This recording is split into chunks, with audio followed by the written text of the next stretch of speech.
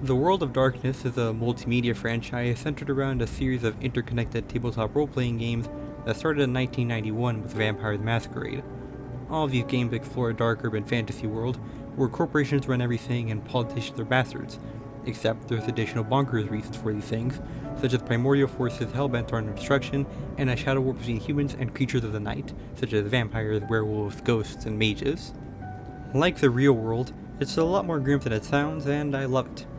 This whole thing was rebooted in 2004 with the lesser connected and more loose, yet somehow more coherent Chronicles of Darkness, and rebooted again in 2018 with 5th edition World of Darkness, which picks up where the last one left off, kinda. This is the most elementary stuff that needs to be understood before diving into this one, and I'd point anyone looking for a slightly more in-depth overview to Gothic Horror RPG set in your hometown, An Intro to the World of Darkness by Alpha Busa. The presentation isn't for everybody, but it's kind of appropriate for the subject matter. This iceberg has been brought to us by Bingus T. Wonker on the White Wolf RPG subreddit, which is mostly unchanged by me. I will occasionally get to 2 entries when I'm talking about one, so I'll mention the ones I skip over in the description. Entries that are removed are substituted by me on this iceberg, and I've also added a few. If you see an asterisk next to a topic, that means there's some uncertainty on my part. Now, assuming you can name the sects, clans, tribes, traditions, and conventions, and that those words mean something to you in the context of the World of Darkness, I'll get started with the iceberg. The 5th edition Worlds of Darkness I mentioned kicked off with Vampire the Masquerade in 2018.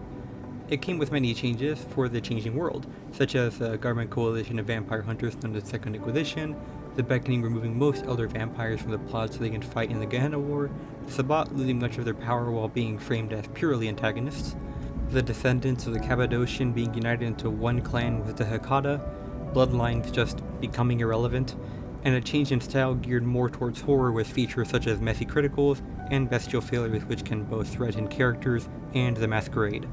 Some of these things I have no problem with, others I find confusing, but some who have stuck with the setting for a while generally don't like this take on Vampire the Masquerade. Hunter the Reckoning in 2022 and Werewolf the Apocalypse in 2023 changed even more compared to the original versions.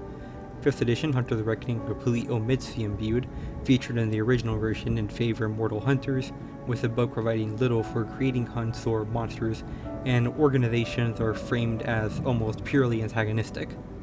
Funnily enough, the Apostate sourcebook that came out in May of 2025 completely reframed some of the organizations to be more open to interacting with hunters, which indicates some reflection on Paradox's part. 5th edition Werewolf the Apocalypse, on the other hand, doesn't quite throw out the original premise, but it does reboot it into a more hopeless setting. Some cucked opinions on corporations aside, Sagetta Fenris and Stargazer tribes are made non-playable, with the former heavily associated with fascism, and no particularly compelling way to use them as antagonists. All tribes are stripped of any cultural heritage, which might have been due to reservations about actually being culturally sensitive, but now they have almost no history to work with. You can probably just read from my tone how I feel about these things. I do like some of the changes in 5th edition World of the Apocalypse. I have had a ton of fun playing 5th edition Hunter the Reckoning, but admittedly we have made a lot of house rules to make it more mechanically interesting. Maybe I need to make my own complaining about 5th edition World of Darkness video, but let's move on. Hunter the Parenting is a web series on YouTube by Ogre Popinek Productions, which is headed by Brother Alpha Busa, best known for some Warhammer 40k web series that I don't like. Hunter the Parenting, on the other hand, I do like actually. It's based on 5th edition Hunter the Reckoning, kinda, and it's set in 2004 as we follow a family of hunters in their misadventures around Norfolk, England. Many characters are somewhat based on characters from the Warhammer web series, but superficially so in most cases. There is a main series with 2 arcs so far, the first following the hunt of a Sabbat pack, and the second following a debacle with the Arcanum that goes horribly wrong. In between episodes, there are several sub-chapters that focus on specific characters, explain the setting, and set up future events. LA by Night was an official actual play for Vampire the Masquerade 5th edition running from 2018 to 2022, featuring Jason Carl as the storyteller and B. Dave Walters, Cynthia Marie, Erica Ishii, and Alexander Ward as players, with Josephine McAdam and Xander Jean Ray later joining as players as well. The chronicle is set in the Anarch Free States as Baron Victor Temple and a few trusted associates get to know a fledgling and face the looming threat of the Camarilla at their border. It builds upon the Vampire the Masquerade Bloodlines video game, and I did enjoy its actual play, especially being able to alter as Victor Temple and Jason Carl's storytelling, though the chronicle is a bit more forgiving than most might expect, and a lot of people found Erika Ishii as Annabelle Lee annoying. Not to my feelings, but maybe I'm just tolerant.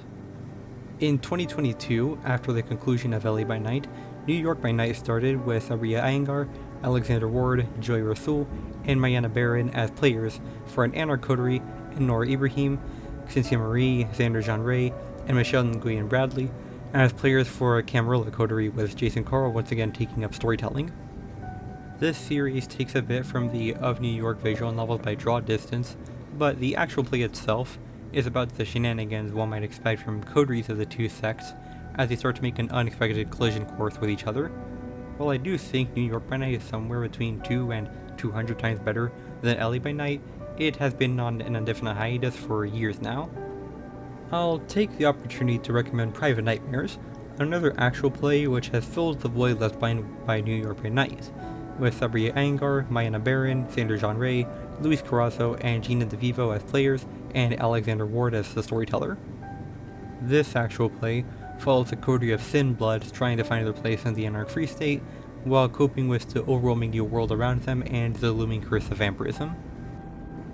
Mind's Eye Theater is the rule system for World of Darkness live-action role-playing, or LARP, games, which is where the environment and players, which can range from parties with a handful of players to well over 100 players, are all incorporated into the role-playing experience. Yes, it looks funny, but it can also be a blast as you discard your shitty accounting job to be a wizard for a night, even if it's just once a week. The rule system for World of Darkness started in 1993 with Mind's Eye Theater The Masquerade, and several more books followed for all the other game lines. This era of Mind's Eye Theater ended with the World of Darkness itself during the Time of Judgment, which was adapted in Mind's Eye Theater Laws of Judgment. Mind's Eye Theater was briefly picked up again for the Chronicles of Darkness, though only a core book and books for Vampire the Requiem and Mage the Awakening were published. In 2013, By Night Studios became the publishers for Mind's Eye Theater books, and released a book of LARP rules based on 20th anniversary Vampire the Masquerade. This would be followed by Mind's Eye Theater books for War of the Apocalypse and Changeling the Dreaming in 2016 and 2020 respectively. This edition of Vampire the Masquerade LARP would be supported up to 2023, and in the same year, Mind's Eye Theater Laws of the Night was published to update the game to Vampire 5th edition. Most of these systems are based on games of rock, paper, scissors, which is modified by character traits. Mind's Eye Theater is one of the bigger systems of LARP outside of the fantasy genre. There are some big events hosted by Night Studios called Darkness Emergent, though nothing stops troops from doing their own stuff. I actually know a LARPer and she's pretty cool, though it doesn't call to me as much as the tabletop experience. Mythbreakers was a Hunter the Vigil actual play that ran in 2021 with the final part streamed in 2023, featuring Hall Live VTubers Takanashi Kiara, Ninuma Inamus, Amelia Watson, and Gargura as players, and Mori Calliope as storyteller. The premise is that a squadron of oddballs with previous supernatural encounters are somewhat unwittingly brought into a tiny hunter organization to take care of various monster problems. I haven't watched it just because I don't find it very enjoyable, but I did watch a recap the storyteller did prior to the 2023 finale, which is where I'm getting my summary from. So, there's the Old World of Darkness, which refers to the first, second revised, and 20th anniversary editions of World of Darkness, and then there's the first and second editions of Chronicles of Darkness. Chronicles came out not long after the Time of Judgment in 2004, and other than stylistic differences and the later change of publishers from White Wolf to Onyx Path in 2012 for the second edition of Chronicles, its most distinct difference is the lack of a primary metaplot. For example, the World of Darkness had the Worm, Entropy, Oblivion, the Winter, and Apophis as different faces of the same primordial force for different game lines. Chronicles didn't really have anything like that until the God Machine Chronicle and the Contagion Chronicle, both of which were supplements. Within isolated game lines, things were also pretty small in scope, with no global conspiracies quite like the Technocracy or even the Camarilla. while grand conflicts, like the Gehenna War or the Apocalypse, just weren't part of the setting. Chronicles is also just a lot less comedic and insane in the ways the old World of Darkness was. Tropey, sure, but more so to accommodate the ideas one might bring when playing a game about a certain kind of monster and the like. For example, the Urasa of Werewolves of Forsaken deal with hunting monsters and have no inherent concern for the environment in the ways the Garou of Apocalypse do. In fact, the whole environmentalist theme is sheared off in Forsaken to make room for badass monster matches, which personally makes it more cool but far less interesting. And my negative opinion prevails here, but whatever. Things are also less over the top, to its detriment if I must say, so there's almost nothing consistently as vile as bot vampires, black spiral dancers, Omori, Nefandi, and so on in Chronicles. Lastly, Chronicles introduced several original game lines, such as Promethean, Geist, Beast, and Deviant, along with very different takes on things such as changelings, hunters, mummies, and demons. Nowadays, Chronicles, along with 20th Anniversary World of Darkness, were essentially suffocated by Paradox's 5th edition World of Darkness. Chronicles is succeeded by Onyx Path's Curseborn, featuring many of the original talents behind Chronicles of Darkness, while bringing the creatures of the night are real idea in a very different direction. Mage the Ascension features very different and unique powers compared to vampiric disciplines or werewolf gifts, with the spheres reflecting understanding the fundamental parts of reality. The better you get it, the more you can do with it, and there aren't necessarily set powers. You can attempt to do something in accordance with your paradigm, and apply the amount of dots in the sphere you want to use for that action. The spheres also intentionally overlap, and can be combined for more dynamic applications, such as using force and matter to vaporize a dumbass neighbor. This does mean that among special splat powers, it's probably the hardest for a player to wrap their head around, and this is before factoring in Arete, but I'm talking 9 spheres of confusion right now. Two other factors to the confusion are how the Technocracy largely forgoes this understanding of magic due to their principles regarding reality deviance, with one sphere, Spirit, being entirely replaced with dimensional science. Other conventions have different outlooks on the other spheres, such as the Syndicate viewing the Prime Sphere as primal utility, and Progenitors obviously have a very different idea on what the Life Sphere is for their biotechnology magic. The Nefandi also have their own interpretation of the 9 spheres, with the Klapothic spheres that function on maiming and annihilating reality to make way for their magic. For example, the Klapothic correspondence sphere can be used to rip a hole between 2 points rather than just creating a hole. It's very important to note that all of this does not bar regular mages from approaching their magic in these ways, but technocratic viewpoints of enlightened science are uncommon within mystic traditions, and Klapothic applications of magic are met with ire by both groups. From Vampire the Masquerade's original release in 1991 to the time of recording, the World of Darkness has been developed by 6 different studios. First, you have what I'll call Classic White Wolf from 1991 to 2011. Then you have Onyx Path Publishing, which got started in 2011 for 20th Anniversary editions, and Chronicles of Darkness. They are still putting out some stuff for these game lines, but at a significantly slower pace with almost no books. You can blame this on Paradox Interactive, which bought White Wolf and its properties in 2015. Onyx kept doing their thing, and this new White Wolf created 5th edition Vampire the Masquerade in 2018. This studio was promptly exploded the same year due to controversies of cultural and political sensitivity regarding materials in their first books, so Paradox would develop the World of Darkness brand internally with the help of Renegade Game Studios. In May of 2025, White Wolf will be reformed, let's call the new White Wolf, with greater independence from Paradox, with hopes of maintaining cultural sensitivity, accelerating the development of future books, and going beyond the 3 game lines, with Mage, Changeling, and Dark Ages being named as game lines of interest. It's a little too soon to see whether this holds, but at least the studio is certainly enthusiastic. The Big 3 refers to Vampire the Masquerade, Werewolf the Apocalypse, and Mage the Ascension. As the first 3 game lines for the World of Darkness, they are also the most popular ones in that order by descending popularity. For Paradox, Hunter the Reckoning has taken Mage's place, and I think that's because Mage is going to take some time to unravel for 5th edition's rules and modern considerations on how to move forward with the Ascension War. Gothic Punk is the mood the World of Darkness games follow for their shared setting. For the word Gothic, the world is often gloomy, crime is easily defined, institutions of authority are rife with corruption, and there are countless secrets one can uncover if they dare to search for them, while banal, dismal reality contrasts with the unexplainable that is often fantastical and dangerous in equal parts. For the word Punk, having the willingness to fight or subvert these elements is always on the table. Players are agents of change, either to save their kind from dangers they are unprepared for or willfully ignore, or to supplant old orders in favor of something better. Other game lines build off of these themes, such as werewolves focus on human greed and environmental destruction as the reason for their fight against authority. Additionally, storytellers can add their own themes to further flesh out a chronicle's mood. For example, the punk element can be challenged by tragedy, as players become out of touch or struggle to distinguish themselves from the powers that be. In 2011, Onyx Path Publishing released Vampire the Masquerade 20th Anniversary Edition. It is the 4th edition of the game, and other 20th Anniversary editions were made for Vampire the Dark Ages, Werewolf including Wild West, Mage including the Technocracy, Wraith, Changeling, and Hunters Hunted. To this day, many regard it as the best edition of the World of Darkness, with very expansive books that were received especially well by fans of previous editions.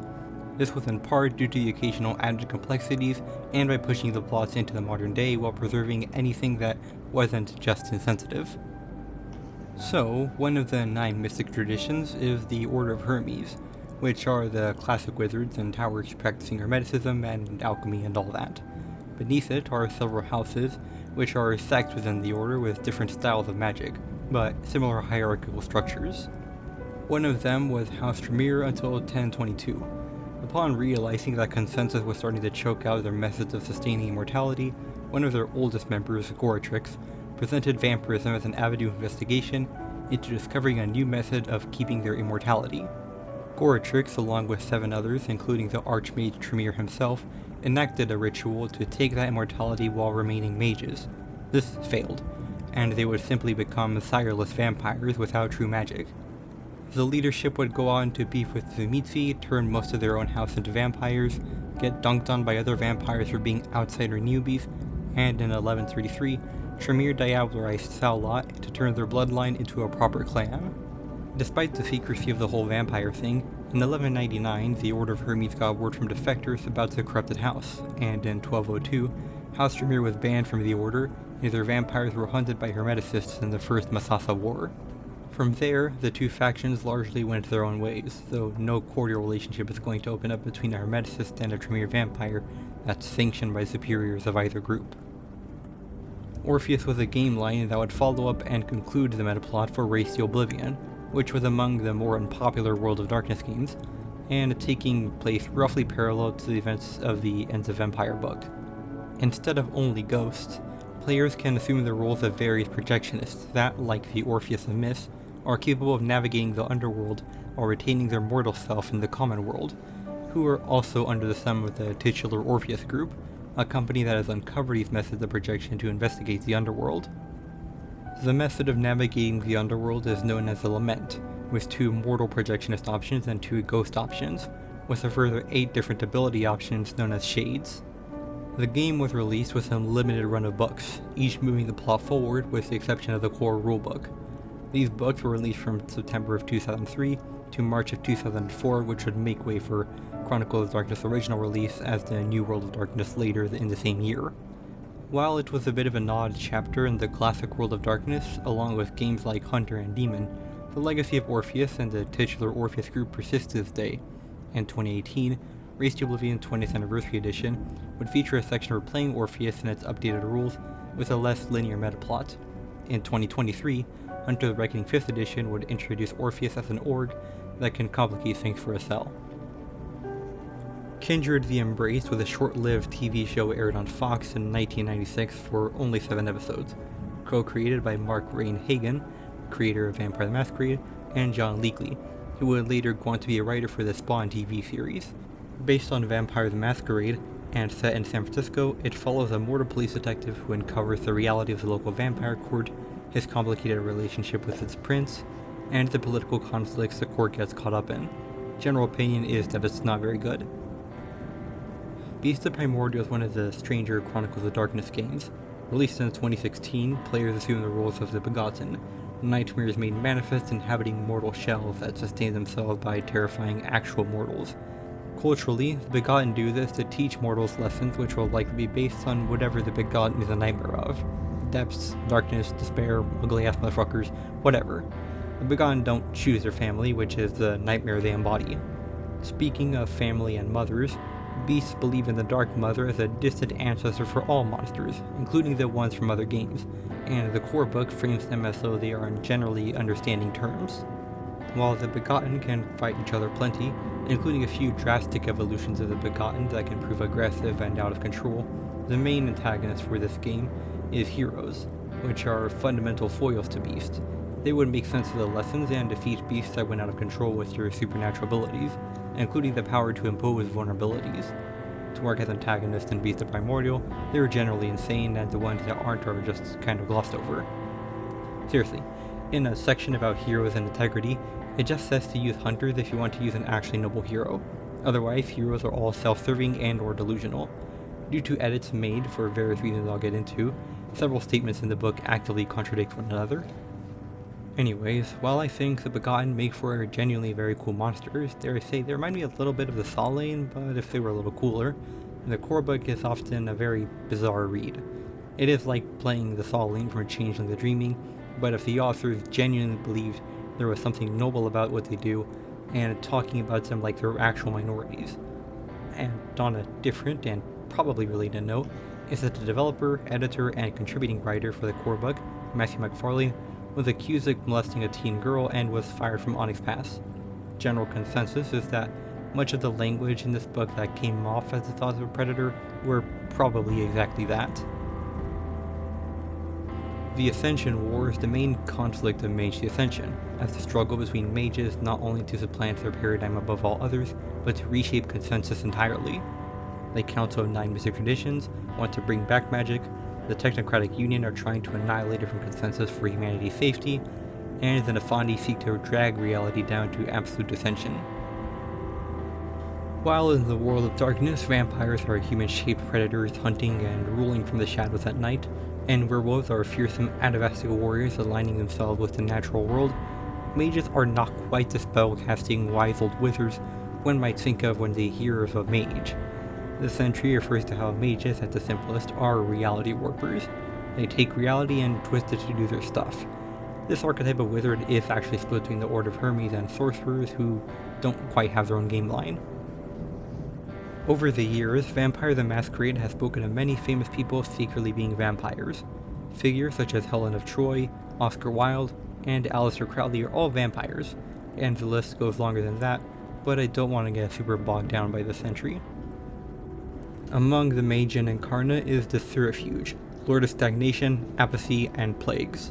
Nurgle, basically, but all Magian Incarna were humans once, and in the second edition Book of the Worm, the current Therifuge is said to have been the chief surgeon in Nazi death camps, who continued his ghastly work in South America. With this talk of a Nazi surgeon doing ghastly work that later settled in South America, this does sound an awful lot like Joseph Mengele, the most infamous practitioner of human experiments under the Nazi regime. This background isn't mentioned in the 20th anniversary edition, but it's not rebuffed either. So, Jesus was a guy in the world of darkness, and the denizens of the setting have some opinions on him. The only group that claims him, however, is the Order of Hermes, with the belief that he was a mage, though the idea of him being a spirit in human form is more popular, and it wouldn't be surprising if their metaphysics are just claiming it for mystical bragging rights.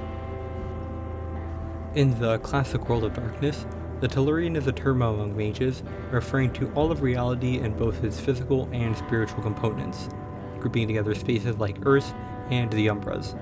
Tied to this concept is the Tapestry, another term by mages for the magical force that keeps these things together. Those ley lines converging on quintessence nodes are the building blocks of the Tapestry. So for the cosmic odysseys one might get into with Mage Ascension, These two concepts are a bit important to familiarize oneself with.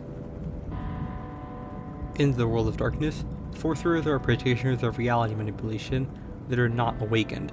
By performing linear magic, codified by higher elements of reality such as the work of awakened mages, spirits, or even gods, they can alter reality through specific methods of activation and within specific limits. Two good comparisons are the differences between following a recipe and being a chef capable of experimenting with ingredients while getting good meals, or following sheet music and being able to compose original pieces. Sorcerers can be found all across the world of darkness. The kindred have to draw their power either from the potential of their blood, which includes blood sorcery and thin blood alchemy, or their nature as undead beings, such as obtenebration, necromancy, or oblivion. The Garou take gifts from spirits, Race can master Arcanoi. There are several mortal groups that are more familiar with sorcery, such as the Arcanum and many more cults. Slipknot is a relatively famous American nu metal band, best known for the albums Slipknot, Iowa, and All Hope Is Gone.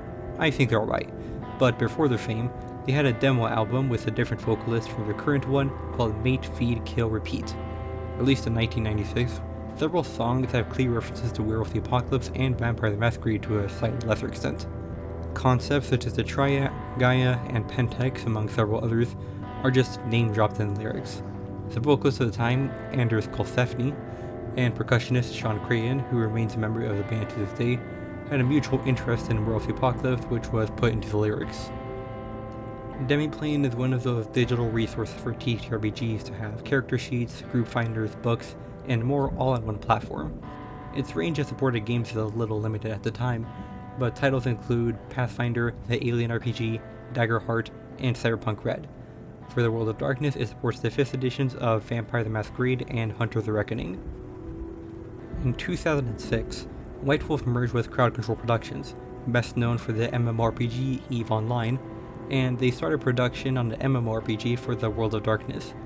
This project was revealed in 2010 for release sometime in 2012, but in 2011 CCP laid off 120 employees to focus on EVE Online.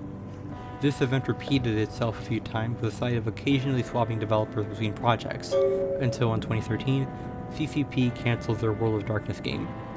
With Paradox Interactive acquiring White Wolf and its intellectual properties in 2015, whatever was left with the project fell in their arms for use in future projects. As for what we know about the game itself, it would have players taking the roles of kindred from one of 7 clans, who would dabble among fellow kindred players socially or battle with them in designated areas. Maps would be based on real cities, which would be split into these social and combat zones, while players would get to develop alliances and territories themselves. Other characters from the World of Darkness, such as werewolves, mages, and hunters, would not be available at launch in favor of NPC appearances, though featuring them as player options was mentioned as post-launch possibilities. Vampire the Masquerade Rivals is the card game closest to Paradox's 5th edition World of Darkness. I'll get to Eternal Struggle in a minute. It gives players command over coteries and pits them against one another to see who comes out on top. It was originally released in 2021, with vampires from 4 clans and expansions that have added additional clans while bringing in the hunters and Garou from the other 5th edition game lines as playable options. I'm not a card games guy, so I can't make any qualitative assessment, but general opinion puts it between mediocre and decent.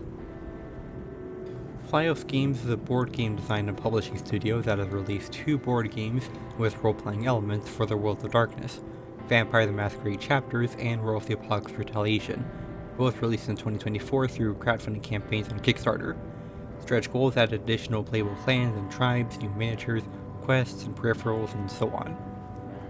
Chapters is a story-heavy board game where a coterie is tasked with investigating rumors of Sabbat priests in the midst of Camarilla conspiracies. Retaliation is a dungeon crawler where a pack must recover from a Fomori assault and seize their vengeance against the monstrous culprits.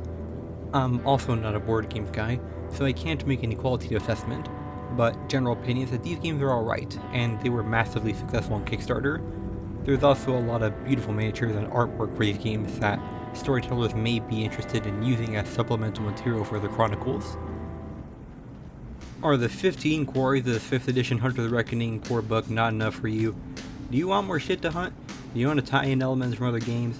You want to get a little weird in a way that kind of makes you realize how little you know and clutch your gun just a little tighter?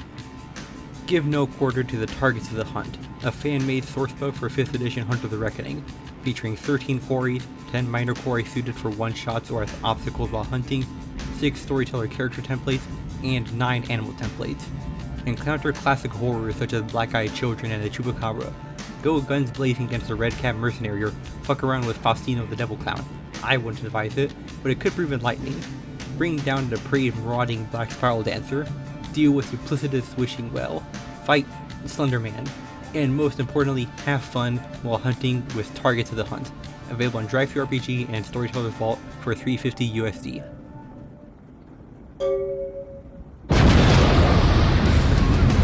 Meet Sam, the ultimate badass. Garu kinfolk, hedge magician, skin dancer, supernatural terrorist. From his humble beginnings as a werewolf wannabe in the Valkenburg Foundation, he rises in power and guile to become the most dangerous mortal on the planet. Samuel Haight is a bonkers-ass edgelord character initially introduced in the Valkenburg Foundation Chronicle book for Werewolf the Apocalypse 1st edition. He was initially a kinfolk who envied the powers of the Garou that passed over him. In search of workarounds, he killed the Tremere and poked around his archives, finding the ritual of sacred rebirths. To fulfill it, he killed the Garou and stripped them of their pelt to become the first skin dancer, a werewolf but not a Garou. As an antagonist in the Valkenburg Foundation book, he's made more dangerous by his skills as a hunter of Garou and his indulgence in Vitae to further enhance his abilities. He later appears briefly in the Storyteller's Handbook to Sabbat and gets a greater appearance in Rage Across the Amazon.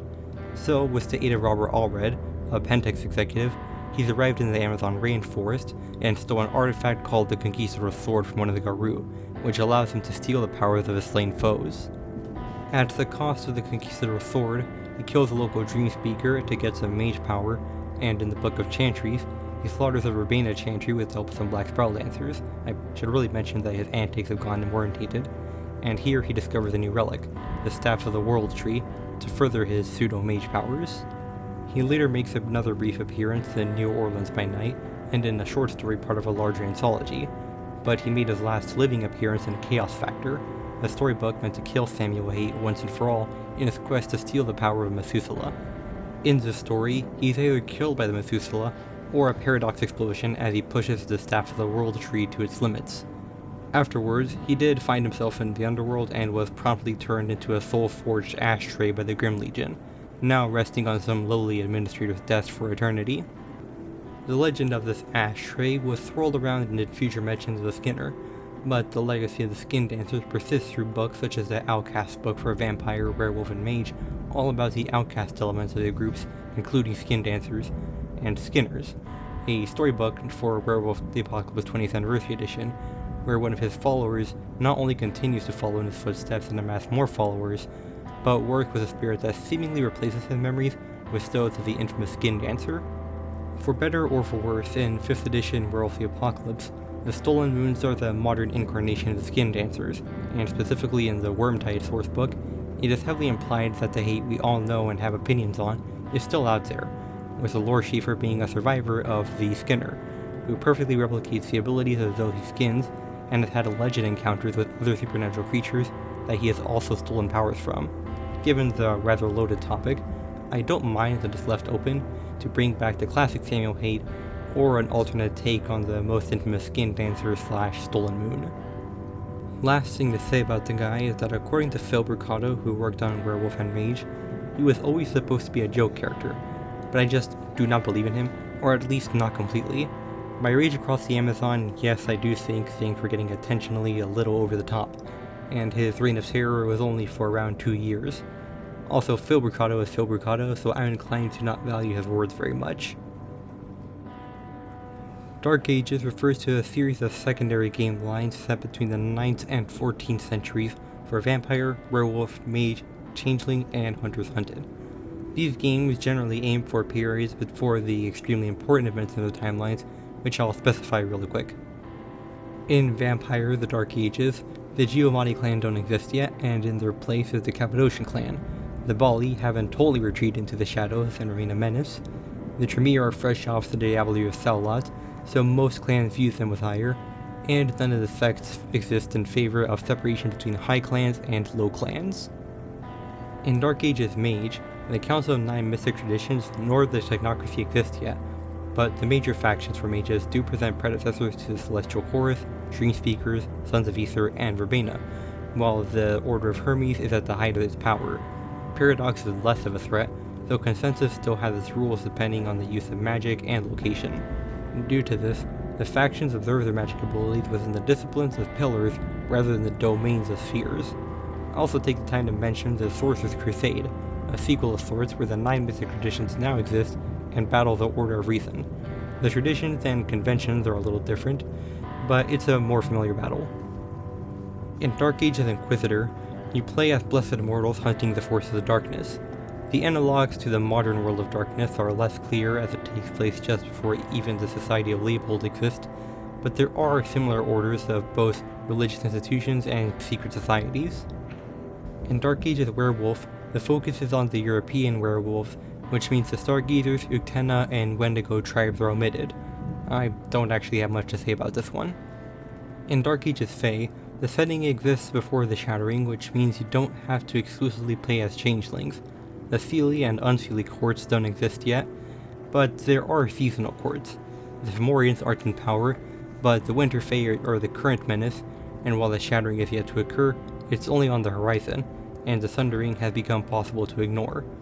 General opinion is that it's actually extremely underrated. In recent times, Dark Ages Vampire would get a reboot for 20th Anniversary Edition, and there are talks of rebooting the Dark Ages setting for 5th Edition World of Darkness. Chronicles of Darkness also had its Dark Era setting, though these were far more broad, ranging from 5000 BCE to the 1970s. In Vampire the Masquerade Bloodlines, the player can go around LA with the help of a kindred cab driver, with an utterly bizarre presence even when compared to the other kindred you meet. It is generally believed that the taxi driver is in fact Cain, for the following reasons. Firstly, he's referred to as Cain within the game's files. Secondly, the dark aura that surrounds him in his final appearance with Smiling Jack likely draws reference to the same aura observed on Cain by Lilith. Thirdly, the seer on the Santa Monica beach makes the following prophecy. Why is he smiling? The father. Is it the father behind him? This is likely in reference to most of the endings, which will show Smiling Jack with the cab driver, the father, behind him. Fourthly, though potentially the least reliable point, is that a Malkavian player character will go into a panic during their final meeting with the taxi driver. The ensuing dialogue also seems to reference the antediluvians diablerizing the second generation, though this comes through reading between the lines a bit. Fifthly, in the Final Nights novel, Smiling Jack references not only the events of Bloodlines, but also says that he met with Cain. The kindred he tells us to, Megas, is pretty skeptical, but if there was any pair of points to tie things together and claim that the cab driver was Cain, it's this and the second point. Also, and perhaps most importantly, there's also this video. Now, I'm guilty of this too. In Bloodlines, the cab driver's name was Cain, but to be fair, Cain exists in the Bloodlines universe, and we never come right out and say it's Cain. In my research, I have heard several claims that there was some official debunking of this theory, but I can't seem to find it, and as a 40k fan, people making shit up like this would be unsurprising. The Gehenna book gives 4 different possibilities for what's up with Cain, and as far as the game is concerned, there was a 5th possibility, and that's Cain being the taxi driver in LA circa 2004.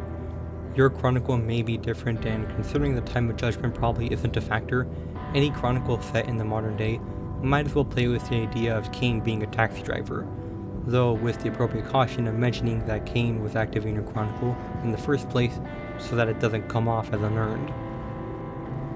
In 2003, the action horror film Underworld was the subject of a lawsuit from White Wolf and Nancy A. Collins, author of the Sanja Blue novels, which were of concern in the lawsuit, due to claims of 17 counts of copyright infringement, along with claiming over 60 points of unique similarity. For those unfamiliar, Underworld is about a secret war between vampires and werewolves, and the escalation of that conflict after a mortal becomes targeted for his potential to become a hybrid between these two types of monsters.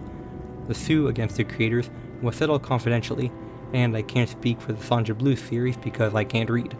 But between me and several other World of Darkness fans at the time and in the modern day, there was probably an influence but not a lawsuit-worthy one. The following is an excerpt from the 5th edition Vampire the Masquerade Camarilla sourcebook, published in 2018. The recurring international controversy over the persecution of homosexuals is a clever media manipulation designed to keep the focus on Sharia law, away from the true inner workings of the Republic. While homosexuals are indeed held in detention facilities for days and humiliated, starved, tortured, and eventually fed upon and killed, this is not the point. The point is to distract from the truth of what Chechnya has become. That said, even among the kindred, any kind of homosexual behavior is punished harshly. Chechnya is a republic of Russia, and through its independent authority, its government works around Russia's laws regarding homosexuality to persecute queer people with extreme prejudice.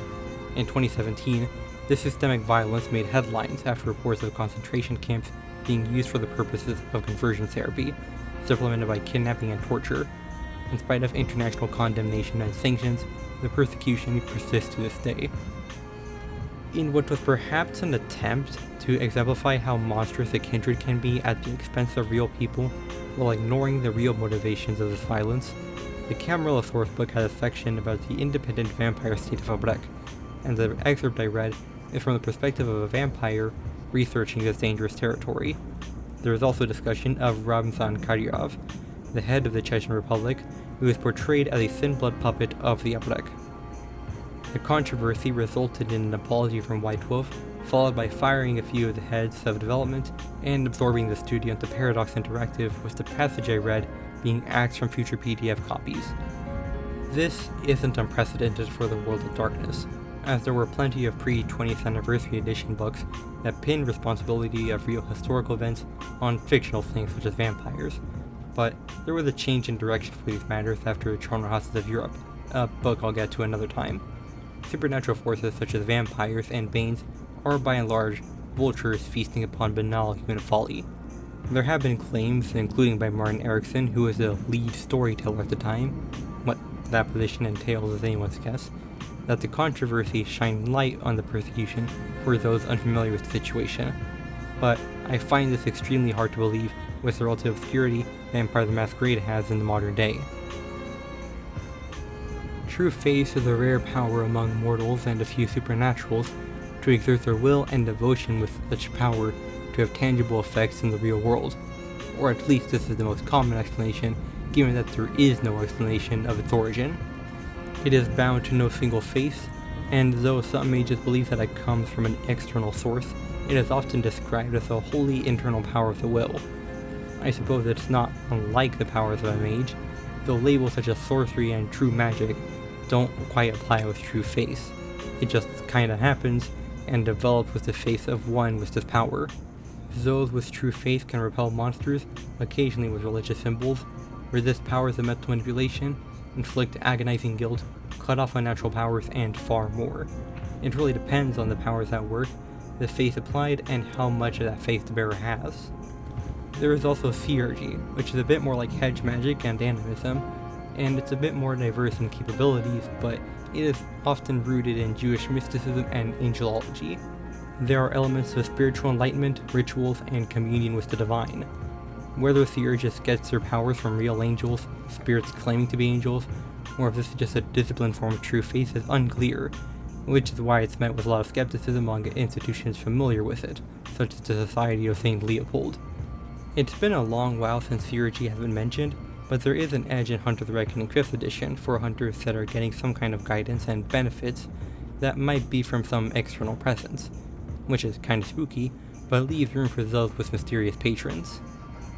Now, I'm pretty sure the nature of true faith is left vague on purpose, partially due to the can of worms unleashed depending on whether or not you run with the novice lore that comes with vampires.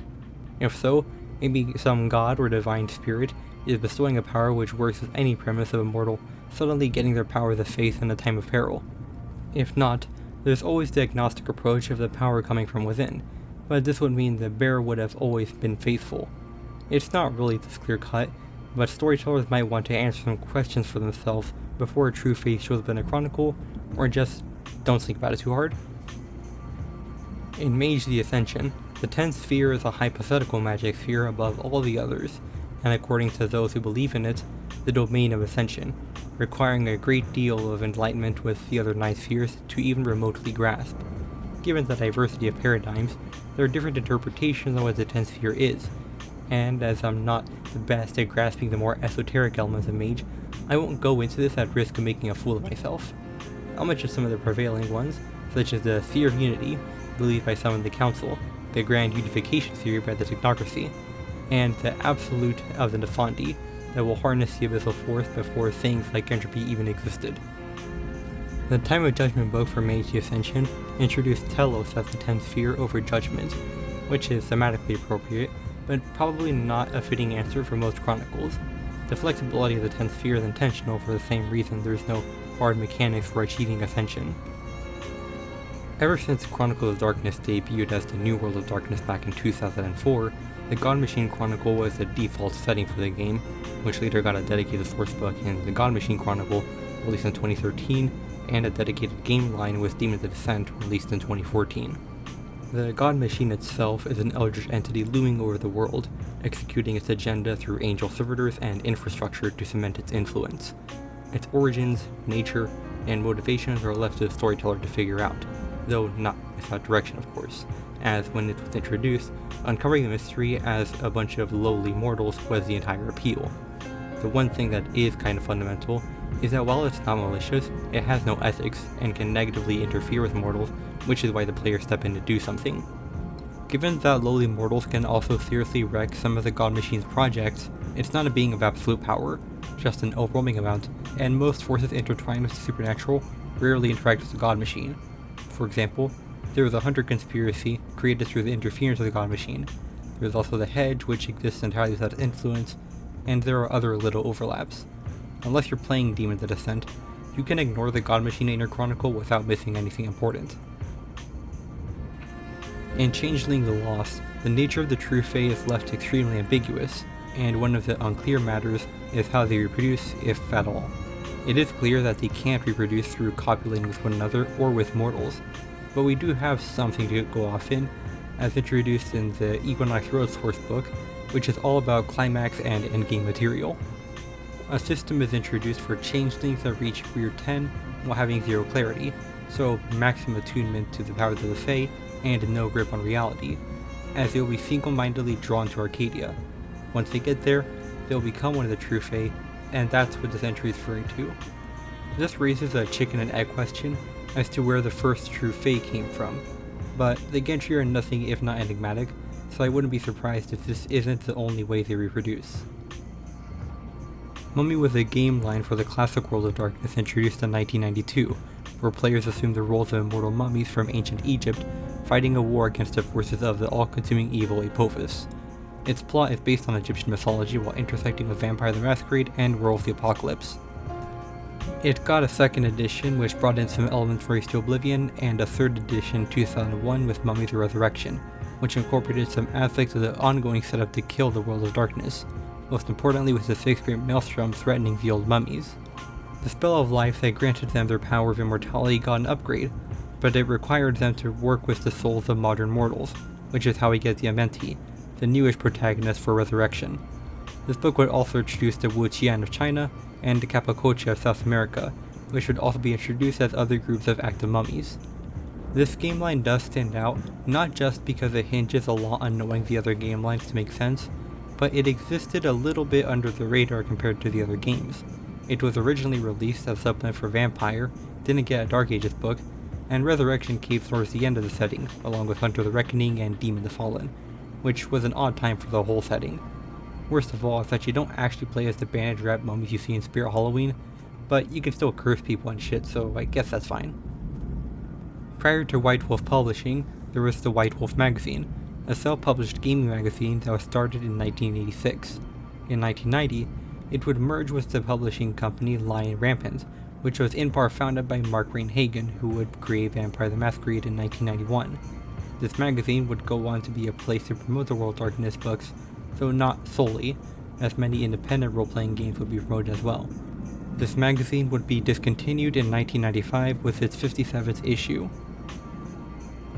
Among the playable character types across both the World of Darkness and Chronicles of Darkness, many will tell you that given enough preparation, mages can do just about anything which makes them the strongest.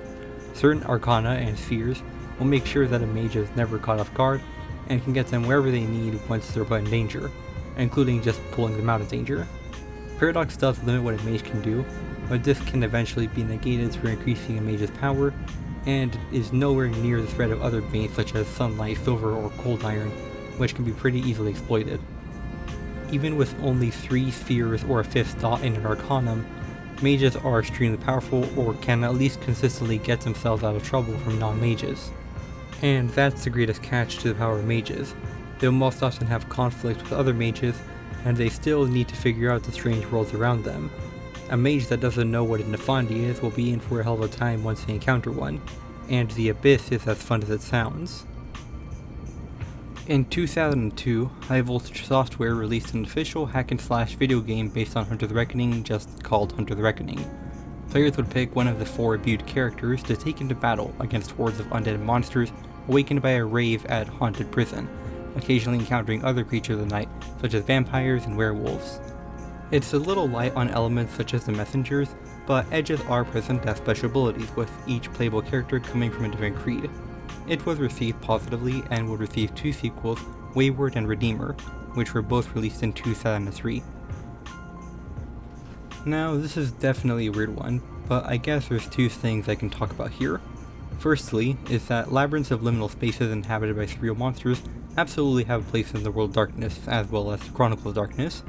There's the Null Zone from Beyond of the Barriers, Book of Worlds, for Mage Ascension, and the Empty Room from the Mysterious Places book for Chronicles of Darkness, both of which are similar, but they obviously have their differences from the backrooms, mainly because they existed before them.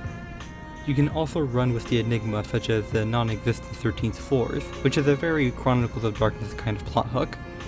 Other interpretations from the community also mention the idea of using it as a basis for a paradox realm or a location in the near dreaming, which I think is fitting. But specifically regarding the idea of humans turning the Umbra into the backrooms, this is here as an offhand comment when this iceberg was being created. Regardless, I guess there's 4 ways I listed if you want to feature something like or identical to the backrooms in your Chronicles. Hit marks, with HIT being an acronym for Hyperintelligence Technologies, followed by mark to designate the model, while Mage 20th Anniversary Edition introduces the formal name of Hyperintelligent Tactical Unit, though everyone still calls them hit marks, are a series of artificial soldiers used by the Technocracy. They originate from early automata, with constructs created as far back as 1523 being retroactively classified as the Hit Mark I. The order of reasons hit marks would often resemble classic automata brass and steel, and in 1984, Iteration X and the Progenitors collaborated for the Hit Mark V, which resembled Terminator-style cyborgs, because this whole thing is just a Terminator reference. It makes for a good infiltrator, but as magical creations, enough damage and the robotic construction is exposed, which isn't good for Technocracy terranorming, and older models were particularly susceptible to paradox. The only problem when trying to damage them is that they're extremely good as killing machines, with miniguns being part of the standard arsenal, and later models made use of nanotech or even bigger guns. Truth be told, hit marks freak out technocrats almost as much as they freak out mystic mages, though that's probably the appropriate emotional response. Before digging into this one, I'll mention that I'm not talking about the biblical King David. I'm talking about the city High King David of House Gwydion from Changeling the Dreaming. He once ruled over the High Kingdom of Concordia, wielded the treasure sword of Caliburn, which may or may not be Excalibur, and was very well liked among his people, with some calling him the Commoner's King. In 1998, he would marry his fellow Kisane Fairless, and during a tour so that his people could meet his wife, he would inexplicably vanish, as detailed in the Kingdom of Willows book. The subsequent chaos and finger-pointing destroyed the reigning institutions over Concordia, and while the Time of Judgment book ushers in the Endless Winter not long afterwards, the 20th Anniversary book for Changeling the Dreaming would bring back King David, having been found by the Ishu safe, under circumstances he wished to keep a secret, and return him to Concordia. Unfortunately, the High King the Kisane of Concordia once knew was no more, and he left the throne to someone else. So the circumstances of his disappearance were left open in 20th Anniversary Edition, though before that, he was poisoned and set into a delusional state, which would also leave him unfit to rule. This is still a possibility, just not the only one. In the first edition version of the Book of Madness for Mage the Ascension, one Mr. Nicholas is featured as a marauder of the Butcher Street Regulars, which is just a group of marauders. Mr. Nicholas's madness manifests as a belief that the world is not just a good and happy place, but the best possible world. He's described as a jolly plump old man with a white beard and familiarity with driving a sleigh. So, is the Santa Claus? Not necessarily, but he's pretty damn close, and intentionally so with the name and the attitude. In my research, I couldn't find a house Sesha, but I did find a house Shea, and it sounds very similar to what the person who suggested this topic was talking about. House Shea existed long before the Order of Hermes, with its roots in ancient Egypt. In fact, many were priests of the Egyptian goddess Isis, which is also why it's predominantly the female house, but they joined the Order of Hermes in 1412. It places a great value on linguistics for their magic, and they have a reputation as archivists. They were also pretty obscure in spite of their importance, and briefly left the Order of Hermes in 1982, but were brought back in because of that underappreciated importance. Before the Technocratic Union, there was the Order of Reason.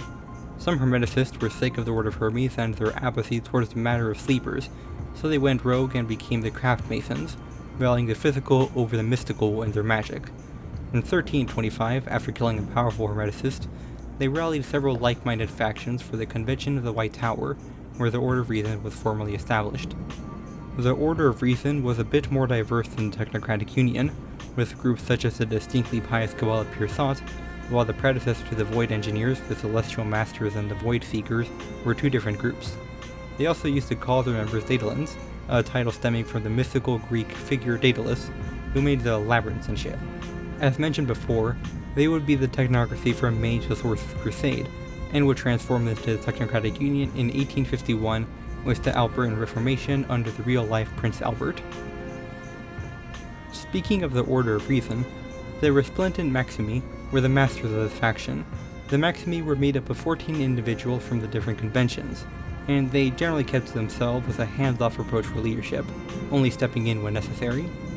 Whatever happened to the Maximi after the Order of Reason became the Technocratic Union isn't specified prior to Time of Judgment Ascension, but that book runs with the idea that the Maximi merge into one singular inhuman entity in the form of control. But control has always been such an enigmatic entity that other interpretations have worked just fine. Speaking of control, the top administration for the Technocratic Union is given a name but left mysterious to both technocrats and storytellers. There is the legend of high-ranking members from the later years of the Order of Reason who went into distant pocket dimensions and have been conducting their operations from there ever since, and that's what control is. But it's been centuries since this event happened. What remains of them nowadays is unclear, and it's entirely possible that the leadership in one way or another has become something utterly unrecognizable or even just unhuman. Out of touch is an understatement, and the technocrats beneath control don't have much reverence for them, but they won't say that out loud nor question any orders that supposedly come from control. Matt Stormcrow is a relatively well-known influencer within the online World of Darkness community. He does YouTube videos, Twitch streams, professional storytelling on Start Playing Games, LARP events, and developed a pair of games available on DriveThruRPG. Chicago by Night was the first source book for Vampire the Masquerade, released in 1991. It featured a timeline of events in the city, notable figures and landmarks, and several encounters a storyteller can fit into their chronicle.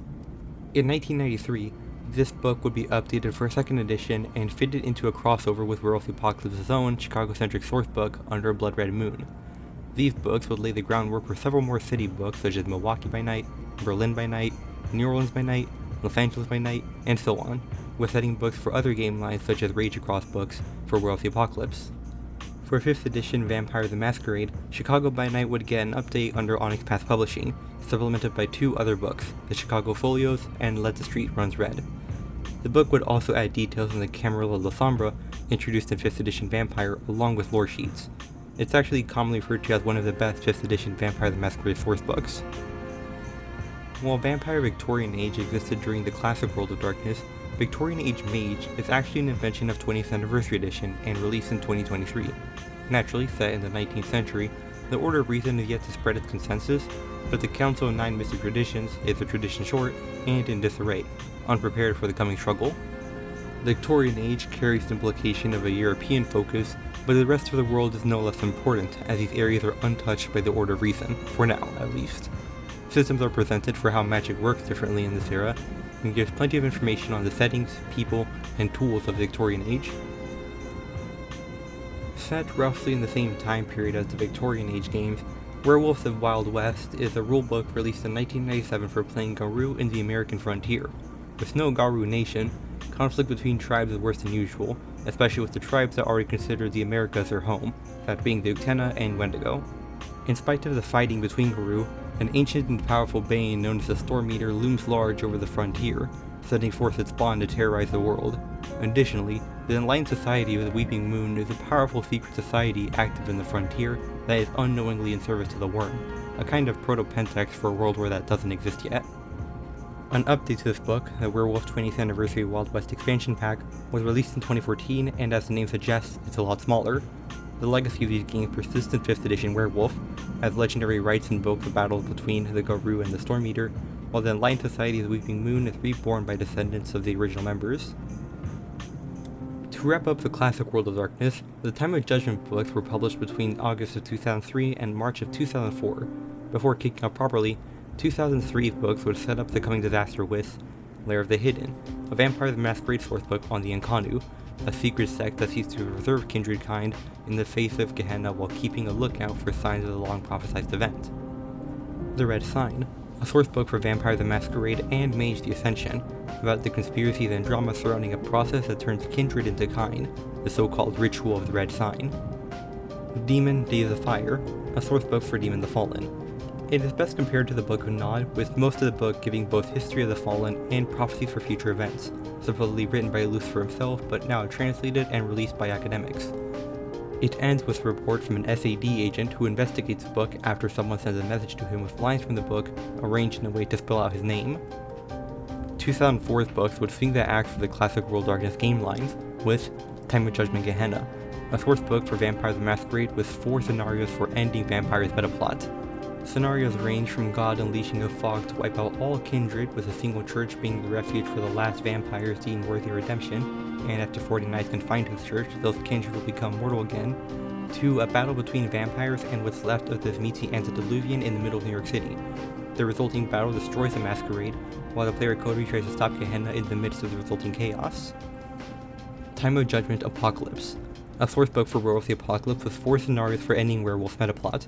Scenarios range from the Weaver ascending and unleashing its power upon the Garou in hopes of merging the physical world and the Umbra, to the Worm bringing down a tainted meteorite that wipes out nearly all life on Earth for a final battle on a dying world.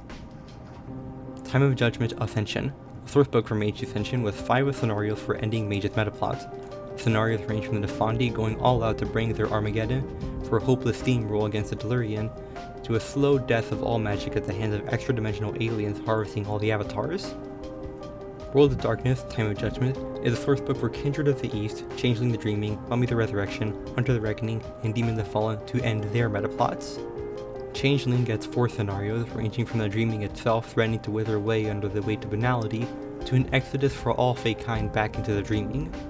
Demon gets 3 scenarios, ranging from mass onslaught unleashed by the Earthbound threatening to destroy the world unless stopped, to Lucifer launching a crusade on all demons with the help of a mortal army. Hunter gets 3 scenarios, ranging from an all-out war between desperate monsters and humans that collapses society, to the Imbued receiving the ability to restore once mortal monsters back into their natural forms.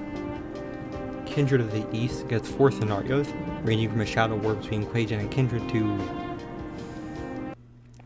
Look, Kindred of the East doesn't come out much in this Iceberg, which is good, because I don't know shit about this game. I've got low chi and shit, I'm sorry.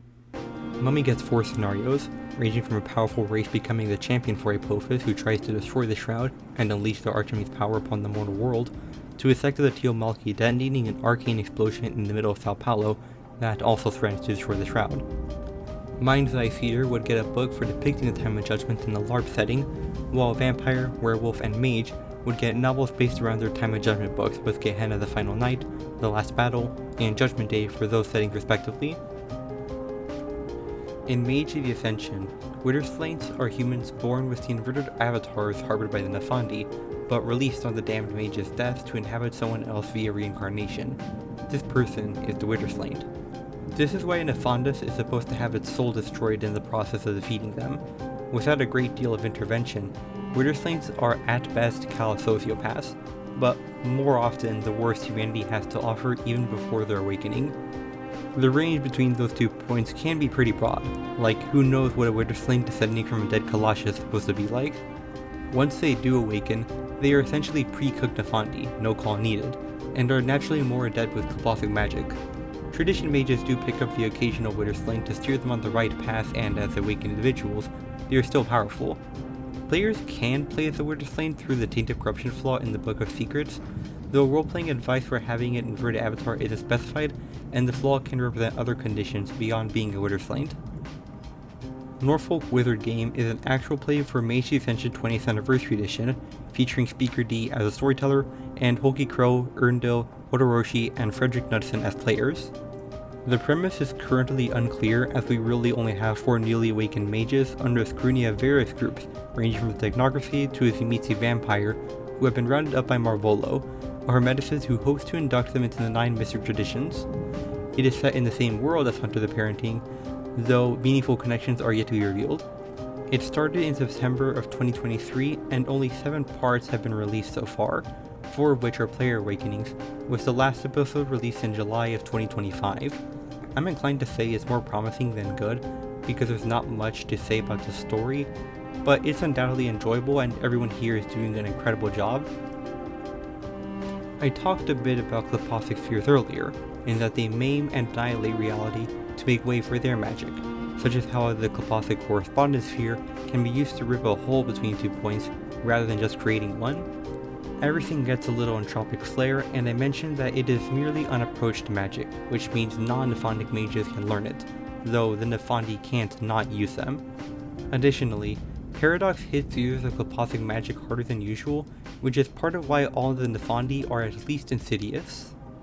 The word itself, Klipoth, is taken from Jewish mysticism, where it refers to shells or husk representative of evil forces. In Mage, this definition isn't too far off here, as Klipoth refers to incomplete, perhaps past versions of the universe, rotting and inhabited by vile alien forces. Within the Klipoth are 10 realms, each referred to as a Klippa, and the Nephandi have, for some reason, modeled their understanding based on the Kabbalah from Jewish mysticism. Take that as you will, but it's similar to how some mages associate the spheres with planets. Curseborn is a TTRPG from Onyx Path Publishing, where players assume the roles of various monsters ranging from vampires to demons, brought into a world of intrigue and terror, where they are far from the strangest things that go bump in the night. In 2024, the game was put on Kickstarter for crowdfunding, and it is being developed by a lot of people who were originally working on Chronicles of Darkness and 20th Anniversary Edition. With the premise in mind, this actually means it's all zoo games, if you know what I mean.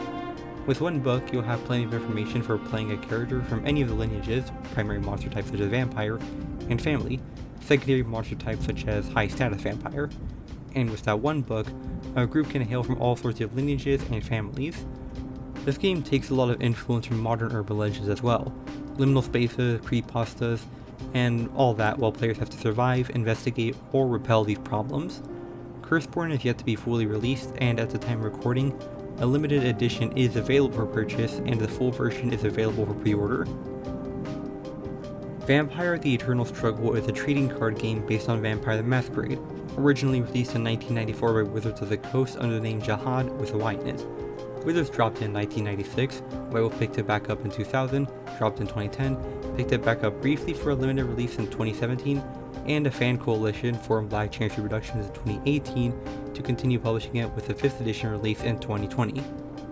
Anyways, players take the role of Methuselah, scheming against one another through their minion proxies, which is what most of the cards represent. Other cards can represent locations, items, actions, and so on. No need to repeat what I said about rivals, but the general opinion is a bit more favorable for this one, and it's actually a little venerable among trading card games. Is the lack of Bloodlines in 5th edition Vampire the Masquerade bumming you out? Do you really want to lean into the reputation of your clan and explore their themes not just through your character but through your chronicle? Are you yearning for those classic clan books And do you mind some tasteful references? Behold the Grey Gecko Clanbooks for 5th edition Vampire the Masquerade. There are currently 3 Clanbooks for the Bestial Gangrel, Tasteful Toreador, and even the Diabolical Bali, with the La Sombra Clanbook in the works as well. Wield new discipline powers and execute new rituals. Explore new bloodlines such as the Noble Gangrel within the Regal Knights of Avalon, or the Invernalist Mitzi, or the Flesh of Chernobog. Visit a very legitimate occult bookstore, or get to the bottom of some very serious accusations in a Kindred-run black market. It's all backed up by finely detailed lore and various tools for players and storytellers alike. Get wild, twisted, and adventurous with the Grey Gecko Clanbooks, available on DriveThruRPG and Storyteller's Vault. The Gangrel Clanbook costs $6.99 and the other 2 cost $9.99, with free limited versions available for all 3 Clanbooks. I must disclose that I am followed by the Grey Gecko Games account on Twitter and Blue Sky, but that's because they know it's good and so do I. Before there was a World of Darkness, there was Ars Magica. Released in 1987 and designed by Mark Rein-Hagen along with Jonathan Tweet, who would co-found Lion Rampant with Rein-Hagen, which I talked about in the White Wolf magazine section, Ars Magica is set in a slightly fantastical medieval Europe, where magic and folklore is real. Players primarily assume the role of mages working for the Order of Hermes, which is split into 12 houses, while non-magical companions are presented as a secondary option, and Grog servants would later become a tertiary option. In the original editions, each player would also control multiple characters, including the companions and Grogs, while later editions would make role-playing all these characters optional. Ars Magica, in comparison to Mage the Ascension, has a similarly open magic system, where players match an intent with a target and see if they're capable of fulfilling that intent through their art level. There are also several realms that interact with the physical, such as the Realm of Magic and the Fairy Realm. There was once the Realm of Reason that was anti-magic, but it only appeared in the 1982 3rd edition of Ars Magica. This idea, among several other obvious ones, reappeared in Mage the Ascension. The game was moved from Lion Rampant to White Wolf to Wizards of the Coast and finally to Atlas Games, which produces the 2004 5th edition to this day. The online opinion is that it's good, but a little loaded and slow as far as TTRPGs go, though fans acknowledge that this is by design rather than error. Exalted is a TTRPG from White Wolf, originally released in 2001. Set in a high fantasy world, though distinctly lacking in Tolkien influences in favor of anime and Pulp Fiction stories such as Conan the Barbarian, players assume the roles of the Exalted, individuals empowered by blessings from ancient gods or elemental dragons. It's crazy even compared to the classic World of Darkness, with a whole system that incentivizes over-the-top actions. There are parallels between the two settings, such as an ocean of pure chaos known as the Wild, an underworld extremely similar to the underworld depicted in Race to Oblivion, a hell world called Malpheus, and a machine world called Autochthoniya. Some Exalted have similarities to character options in the World of Darkness, such as the Solar Exalted and the Imbued. The game was originally promoted as being properly tied to the World of Darkness, however this idea was quickly trashed after its publishing, and there are no parallels between Exalted and the Chronicles of Darkness. Exalted has definitely grown into its own thing now. It got a 3rd edition in 2016 from Onyx Path Publishing, and a streamlined version called Exalted Essence in 2021, which is supported to this day. Black Dog Game refers to Black Dog Games Factory, which originally appeared as a Pentex front in the first book of the Worm, as a parody of White Wolf that makes evil TTRPGs. This name would later be used as a publishing label, reserved for any books handling particularly mature topics. Books published under the Black Dog Games Factory label include the Giovanni Chronicles, Montreal by Night, a Bali Clanbook for Vampire the Dark Ages, a guide for playing Fomori, Dead Magic for Mage Ascension, the Charnel Houses of Europe for Wraith, which talks about the Holocaust effects in the Shadowlands, and Creed Book Wayward, for the most extreme creed of the Imbued. The Black Dog label was also used to publish Human Occupied Landfill, a game with a rulebook that is entirely handwritten, and based around trying to survive on a penal colony that doubles as a waste dump. Black Dog eventually fizzled out, not because of changing sensitivities as one might assume, but because White Wolf and Onyx Path stopped assuming that their games were being played by immature audiences, and that self-censoring was unnecessary. The settings also became a little less over the top, so something like Freak Legion, a player's guide to Fomori, felt distinctly out of place, and future books didn't hesitate to tackle mature and extremely graphic subject matter. Published in 1994, Street Fighter, the storytelling game, is a TTRPG based on the Street Fighter video games using the storytelling system. Rules are given for playing as some of the game's fighters, along with rules for their fighting styles. I'm not much of a fighting games guy, let alone a Street Fighter guy, but to tie this back into the World of Darkness, because this isn't the White Wolf Publishing Iceberg, many of the systems introduced in the Street Fighter role-playing game were later brought into the World of Darkness in World of Darkness Combat, a book that introduced dynamic fighting styles. Dead people say they aren't quite spirits like we know them, but they're, I guess, a different kind of spirit, maybe. So, we got a low Umbra and the rest of the Umbra. The low Umbra has the ghosts of humans, the middle Umbra has the spirits of things such as specific animals. It's not unreasonable to classify ghosts, referring to wraiths and specters and plasmics, as a type of spirit, but they are spirits of the low Umbra. When the World of Darkness talks spirits, it's often referring to beings of the Umbra, implicitly excluding the low Umbra. In short, all ghosts are spirits, but not all spirits are ghosts. That idea is as ridiculous in real folklore as it is in the World of Darkness. Released in 1994, World of Darkness Gypsy presented the Romani as a distinct supernatural category, perhaps not in the same way vampires were, but more like the Mummies pre-Mummies Resurrection, I guess. To quote from the book itself, "The Romani inhabiting the World of Darkness bear a resemblance to the gypsies of our world, but they are a different breed. Much of the persecution inflicted upon them is the same as that inflicted upon the gypsies of our world. Similarly, the Romani words and general philosophy on life found within this book echo the philosophies and language of our world's gypsies. However, the gypsies described within this book have stepped through the looking glass and have been transformed in the process. Some parts of their lives have been magnified 1,000-fold, while others have been stripped away altogether or nearly so. Persecution in the World of Darkness is perhaps a bit worse, if that is possible, and the magic that forms the framework of their lives is more than the magic of the road. It is the magic of the blood." So, contrary to how some people talk about this book online, it isn't written in genuine ignorance of the existence of the Romani people, but the deliberate choice to ignore the reality of them in favor of the myth of them. They get a mythical history, quote, unusual racial powers and sheer aura of strangeness, and get tied to existing games through the Ravnos clan and the Silent Striders tribe. There are even skills for swindling, drinking, and fortune-telling, exclusive to the Romani people. This book is worth a video, preferably made by someone more familiar with the mechanics and style of the classic World of Darkness than I am, or just someone other than myself. This book was delisted from DriveThruRPG in 2022, and elements from other game lines such as Ravnos clan and Silent Striders were divorced from this fantastical depiction of the Romani people. In the first edition book for Hunter the Vigil, Aegis Kaikoru, a Hunter conspiracy, gets a bit of artwork in the form of Dante from Devil May Cry 3 with a rifle and a shirt. I don't know who did this, if they actually got punished, and if there were any legal ramifications for using this art for commercial purposes, because I mostly found online hearsay about this. All I know is that the Aegis Kaikoru do not appear in the second edition book for Hunter the Vigil. It seems that the world has quite quickly moved on from Dante Devil May Cry inexplicably appearing in Hunter the Vigil. Introduced in the first edition Book of the Wild, the cow is a Gorgon, a wild version of Mori basically, that is immortal, can instantly step sideways into the Umbra, and looks like a benign cow. The book provides a few legends, such as a bone gnawer chasing the cow and collapsing in exhaustion in their futile pursuit. Apparently, most legends regarding the cow go like this, and they go as far back as the 6th century BCE. To quote the book, the cow is either the most important thing in the world, or it's a joke.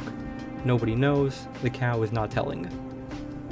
There is a significant mention of a cow in World of the Apocalypse Book of Hungry Names, but in my research without playing the game, I do not believe it is related. I won't elaborate at the risk of spoiling the game, but I also want to make sure that no one gets into the game expecting the cow I'm talking about to show up. So, one of the stranger pills to swallow with Mage Ascension is that outer space past the asteroid belt is actually the physical manifestation of the Deep Umbra, where paradox doesn't exist. This means that it's a pretty good space to work in for the Awakened. in particular archmages who can no longer reside in regular reality due to their power, and the Void Engineers, whose paradigms and missions concern this distant realm. Werewolf the Apocalypse: The Heart of Gaia was a cancelled game for the PC developed by Dreamforge Entertainment and to be published by ASC Games. It was to be an action game following a Garou fresh off his first change in his battle against the Worm Servants. Typical stuff, except for the fact that he's actually a descendant of the White Howlers. Less typical stuff. While initially slated to come out in 1999, ASC Games went under in 2000 and White Wolf struggled to find another publisher, ultimately abandoning the project. A few trailers were made and a few cinematics persist, which can be found on YouTube. It is likely that this game was quite far ahead in its development, but without the Heart of Gaia, I guess we can try to enjoy Earth's blood. Scarred Lands is one of those topics that would better fit in a White Wolf and Onyx Path Publishing Iceberg, so I'll go through it quickly. Scarred Lands is a D20 based TTRPG released in 2000 from Sword and Sorcery, White Wolf's imprint for D20 based games. It is set in the post-apocalyptic fantasy world in the aftermath of a divine rebellion, and in 2017 it was picked up by Onyx Path, which updated the game's rules for 5e. So there's one sect that's all like, the antediluvians and Methuselah are coming to kill us, so we should do something about it. And there's another sect that's like, cool story, bro. That's the Sabbat and the Camarilla, but there are a lot of important differences I left out, so you can understand the idea that the Sabbat are actually the good guys, quote unquote. Like the most compelling factions in fiction, they're allowed to be right about a few important things and wrong in ways that make sense with what they're right about. The value the Camarilla places upon order is both why they're successful and why they can't just say that ancient vampires are a credible threat to all kindred. The Sabbat's mass embraces and loss of humanity are believed to be necessary measures for the coming Gehenna War, however they also work as an easy means to control lesser members, and their loss of humanity is reflected through their edgelord behavior that is functionally meaningless compared to the pork black spiral dancer or an Afondus, but it does establish the primacy over the Kine and lesser Canaanites, which is the important other half of the Sabbat's ideology. Referring to the classic iteration of the kinfolk, their supernatural elements are quite faint, existing within their blood. They are not immune to the more powerful supernatural influences, such as an awakening, an embrace, though not all embraces of kinfolk prove successful, or going through the chrysalis to become a changeling. For the kinfolk, being a changeling isn't the worst thing in the world, but it carries the suspicions of being entangled in unfamiliar supernatural affairs. I don't know why the Iceberg calls it the Protocols of Damien, when it's actually called the Precepts of Damien. Anyways, the Precepts of Damien is a code followed by the Technocracy ever since his overhaul from the Order of Reason. Not much is known about the man himself, Damien, but he was an enlightened scientist that wrangled the conventions into a unified mission, guided by 6 precepts which was necessary for becoming the technocratic union we all know today. The precepts are: 1. Bring stasis and order to the universe. Predictability brings safety. Once all is discovered and all is known, unity will be one. 2. Convince the masses of the benevolence of science, commerce, politics, and the power of rationality. Conflict and suffering will be eliminated in our utopia. 3. Preserve the gauntlet and the horizon. Chaotic individuals who open gateways with impunity threaten the stability of our world. Uncontrolled portals also allow outside forces, such as Nefandi, access to our world. This must never happen. 4. Define the nature of the universe. Knowledge must be absolute or chaos will envelop all. The elemental forces of the universe must not be left to the caprices of the unknown. 5. Destroy reality deviants. Their recklessness threatens our security and our progress toward unity. 6. Shepherd the masses. Protect them from themselves and others. The Invictus is among the most powerful covenants presented in Vampire the Requiem. For Masquerade enthusiasts, they can be compared to the Camarilla. However, Invictus differs in being less influential in mortal culture, less centralized, and it's more exclusive. They keep the aristocratic flair and are more serious about control than the other covenants. It has been around since ancient Rome and came to power in the aftermath of Requiem's Camarilla's downfall. Another unique part of this covenant is its use of blood oaths, comparable to boons, for Masquerade enthusiasts. When originally introduced back in 2005 in the Mage the Awakening core book, Atlantis was framed as a core part of mage history, a civilization where mages were supreme, and concepts such as the Exarchs, the Celestial Ladder, and a few of the orders were inextricably tied to this past location. This unified past not only diverged greatly from Mage Ascension's diversity of magical paradigms in a way that alienated fans of that game from what was sold to them as a successor to a now dead game, but was also a lot less open-ended than expected for the Chronicles of Darkness. Something I didn't read but sort of stood out to me is that the Atlantis myth feels like a slight retread of Pangaea from Werewolves of Forsaken, substituting the pure tribe with the Seers of the Throne among a few other little parallels. Later supplements would explicitly cast doubt on the narrative around Atlantis, and in 2014, an article was published on the Onyx Path Publishing website titled The Fate of Atlantis. Author Dave Brookshaw would lay out Onyx Path's awareness of the criticism, additionally acknowledging the antiquated, somewhat racist roots of the occultist fascination with Atlantis, and more importantly, that it's hard to take seriously for a lot of readers. Atlantis would be converted into a more ambiguous awakened city from the distant past, with specifics of the city, including the name, varying between cultures and factions. Atlantis remains among the common names for the awakened city. Sasha Vikos is a signature character in Vampire the Masquerade, a Tzimisce with the prestigious rank of Chief Torturer within the spot. So what? Who cares? Just another fucked up androgynous Tzimisce, that's half the clan. Well, in the Tzimisce Clanbooks, Sasha, at the time of going by the original name of Micah, was at the Convention of Thorns and threw their penis at Hardstrat the Younger over a difference of opinions.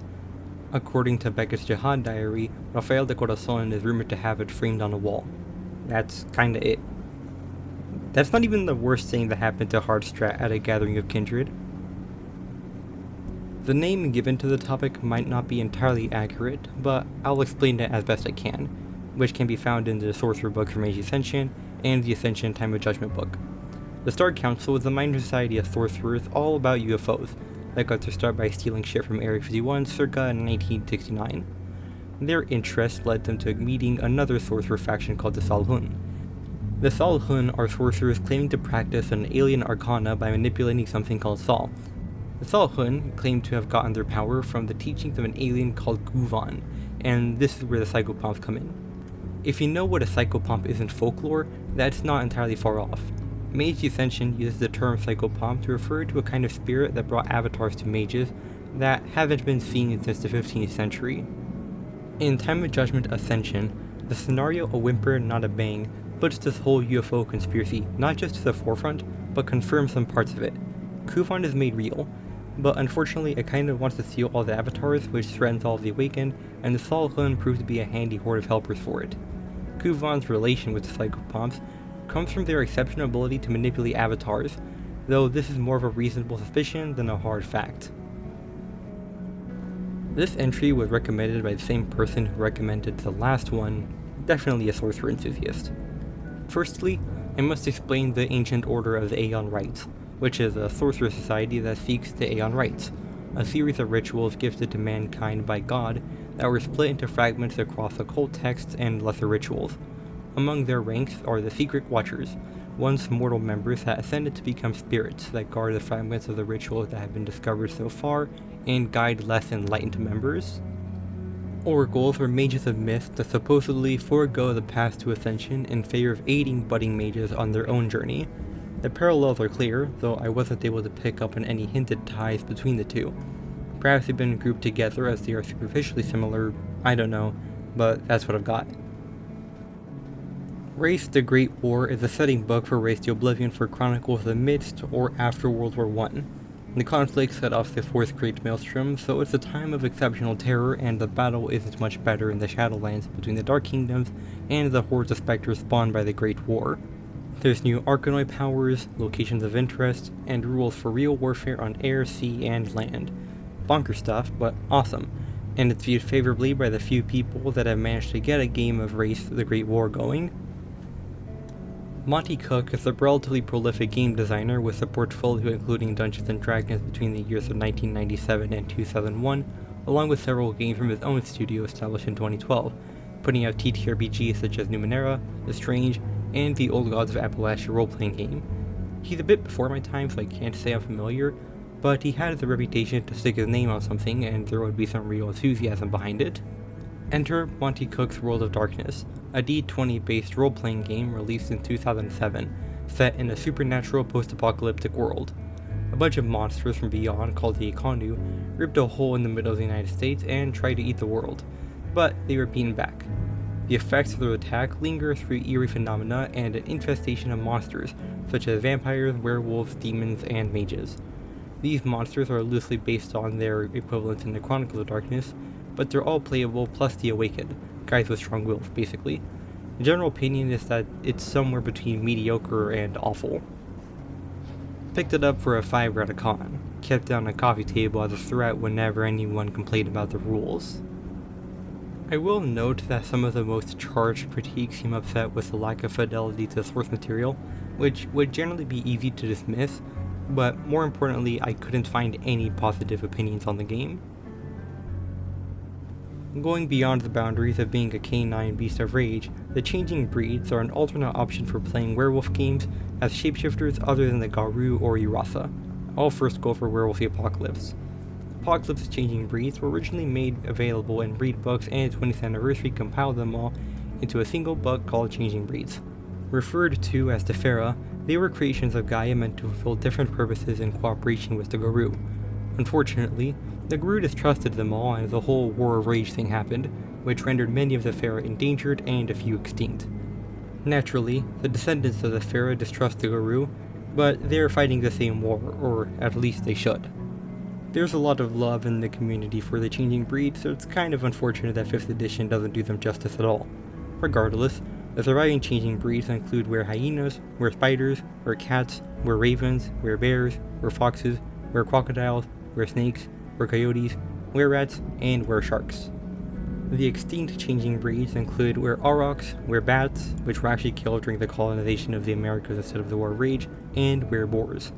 Even the surviving changing breeds suffer permanent losses from the War of Rage, such as the were-rats losing an entire auspice. For Thegan's changing breeds are the ferals, with rules outlined in the War Against the Pure and World of Darkness changing breeds. I was going to write about the feral with a bit more detail, but the Changing Breeds book is genuinely difficult to read. I can't think of a book that makes me react this way. It was a worse experience than reading Beast of Primordial, because at least that book has some interesting ideas. World Darkness Changing Breeds, to simply put it, is insufferable.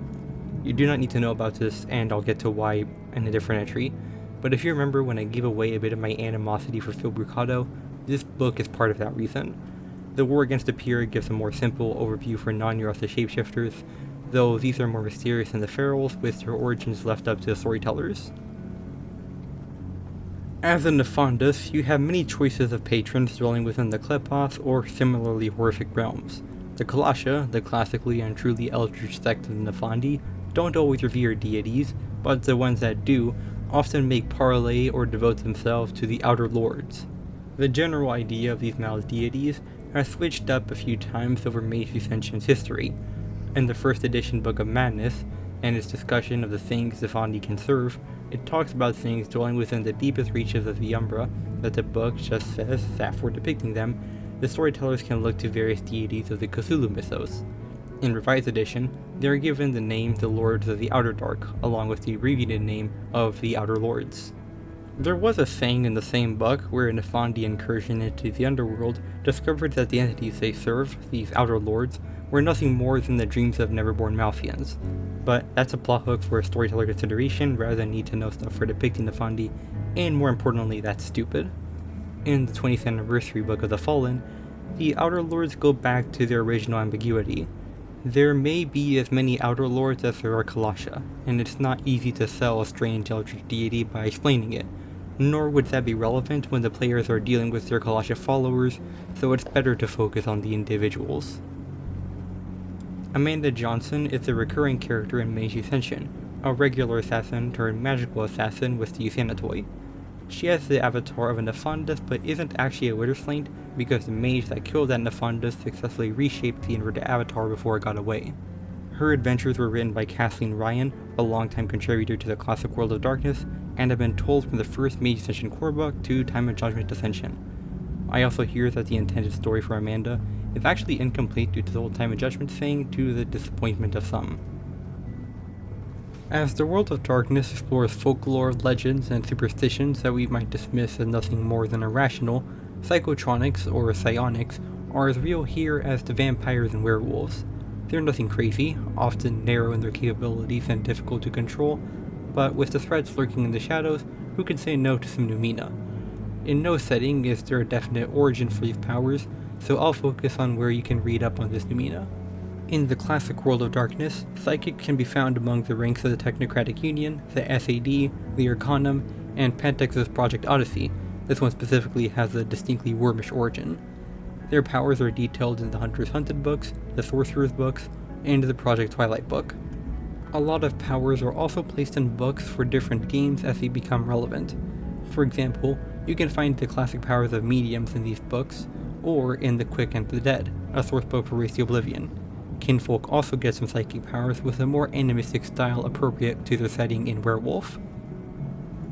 In Chronicles of Darkness, psychic powers are extensively detailed in The Second Sight, a source book for mystics and psychics alike, with some parts of it being implemented in the 2nd edition core rulebook.